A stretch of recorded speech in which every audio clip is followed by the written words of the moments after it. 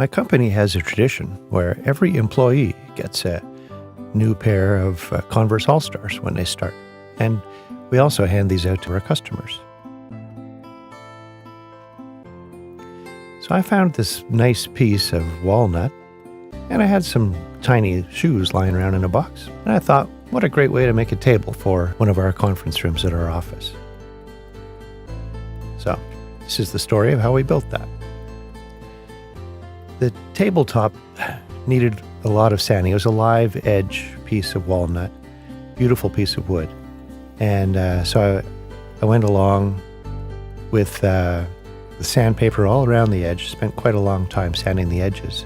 And it had some voids in there, so I filled those with epoxy. And I found out later that the thing to do is to heat that with a torch just as it's drying. And that gets all the bubbles out of it. So I didn't realize that in time, so I have a few bubbles in mine. I ended up filling some voids along the edges, the ends, and in the top. The next thing is to figure out where to put the legs. Now, of course, all your great tables have 20 legs. And so I wanted to lay out on the table, on the thing, just to see where these 20 shoes could go. And they're going to be at the bottom of 20 white dowel rods. So here I am marking the location where all those holes will go. And the dowel rods that I ended up buying 5 dowel rods about 6 feet high to have enough wood for all the legs. And each one was slightly different in size. It wouldn't make much difference, really, in most applications, but I was drilling holes here with the CNC, and so I had to keep track of which dowels went in which holes, and it ended up being a real nightmare in the project, just to make sure you had the right dowel in the right hole. And of course, with the CNC, you can drill it exactly the right size. I ended up making some of the holes just a bit too small or too tight. And so then I had problems with glue, squeeze out and sort of vapor locking it, and so I couldn't fit the thing in. So what I had to do was make a little groove in the side of the dowel rod so that the legs could fit into the tabletop properly. So here I am making 20 holes in random locations. It's nice. So I just did I used Vectric to carve out a hole, and I just moved the CNC around till it was centered on the location for a hole. I made a dot and just say, go. And I had about 4 or 5 sizes of holes that I had to deal with. I'm using my Xbox controller to move the CNC around. And here we are cutting the legs. So these are all the dowel rods. Each one of these is just slightly, it's 50 thou, 70 thou, 80 thou difference in size. So it's enough that it wobbled quite a bit when I put it into the tabletop. So I had to be careful. I did a test piece with all the various sizes of holes so I could work out exactly what size holes I want. Here I'm drilling holes in the ends of some of these pieces of wood, sanding the outside of them.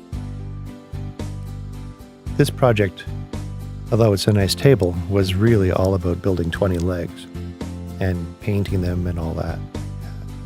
The rest of it was quite easy. And I had to figure out how to suspend all these legs in the shop while I was painting them. I tried a few different ways, and I ended up using a combination of all of them. You're just putting the paint on. Tried spray painting, but that makes a mess of the shop, and I don't have a booth, paint booth.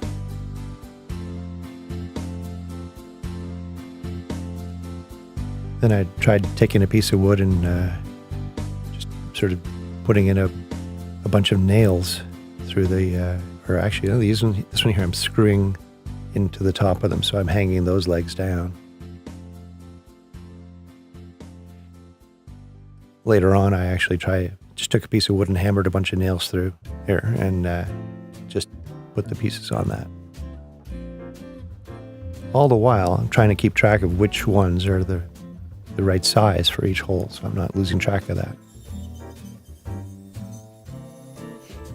And here I'm using a little bit of spray paint just to touch them up.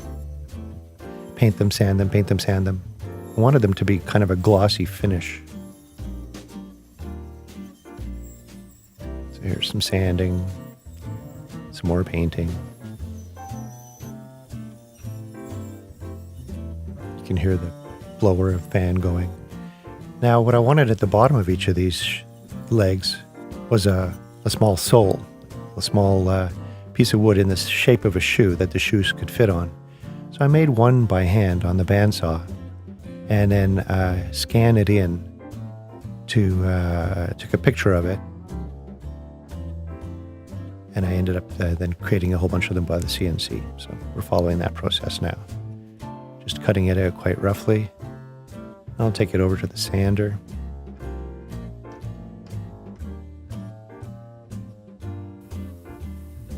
Just clean up the edges on it. And I try it out in a shoe, make sure it fits.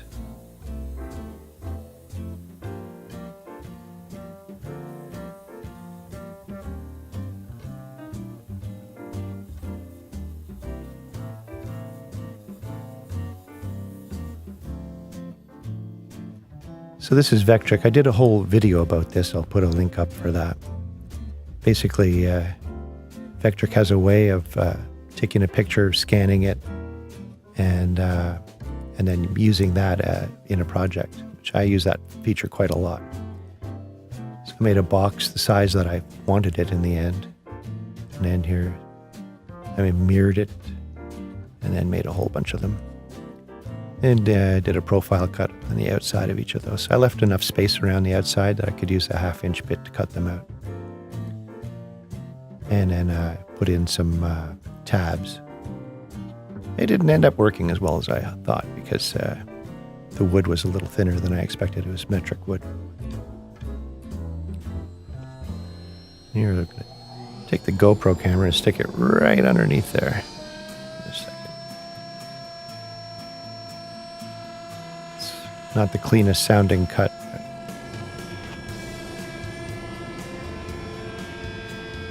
Just a bit of vibration in the mill.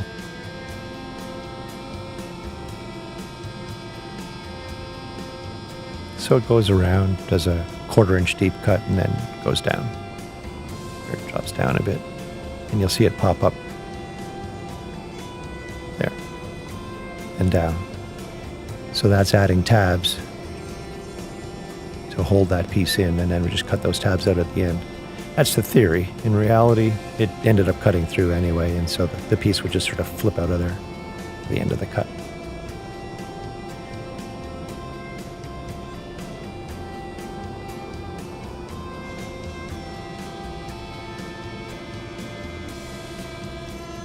The CNC still has a bit of vibration in it. I need to tighten it up.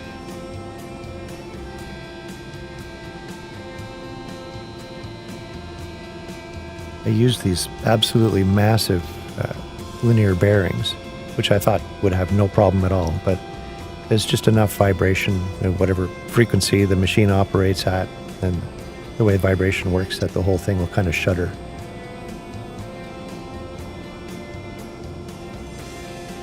When you build your own CNC, you're always fussing with it.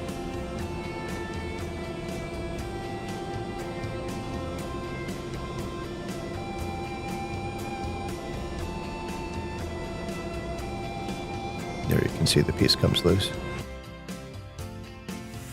Then I ended up taking this stack of soles. They all have a little bit where the tab was, so I'm just sort of cleaning that up on a sander.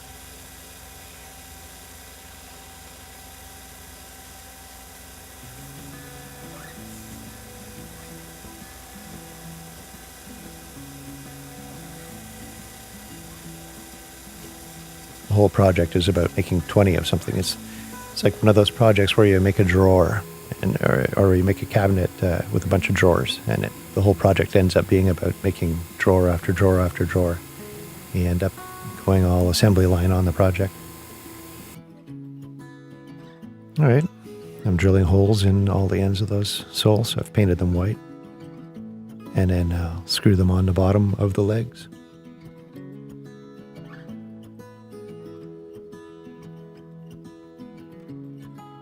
I'm taking the tape off those legs.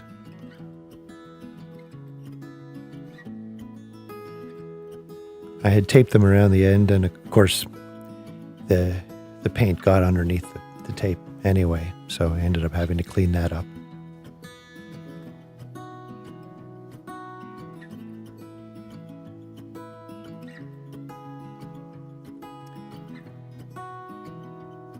So now I've got the table down.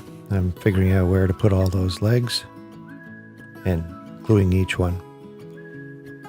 It started out okay, but then some of them were tight. And so I got the hammer, started hammering them in, and a couple of them vapor locked and just couldn't get it in as far as I wanted. You can see I'm checking with a level there.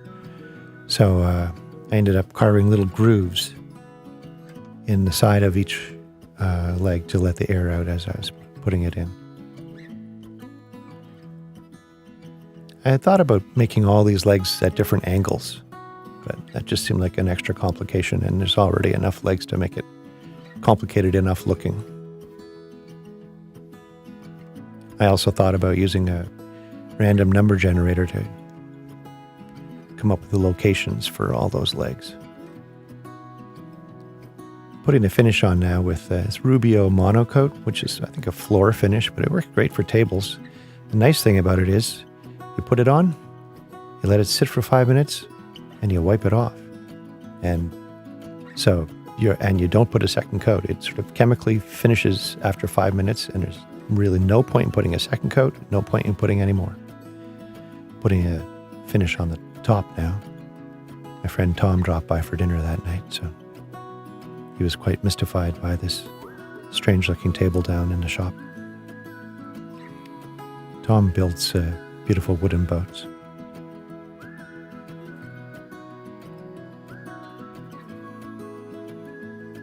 So here I've got all the soles on the bottom of the legs, and I'm putting shoes on. And it's a matter of tying a bunch of laces. Get my son down to flip the table over. Tie a whole bunch of knots.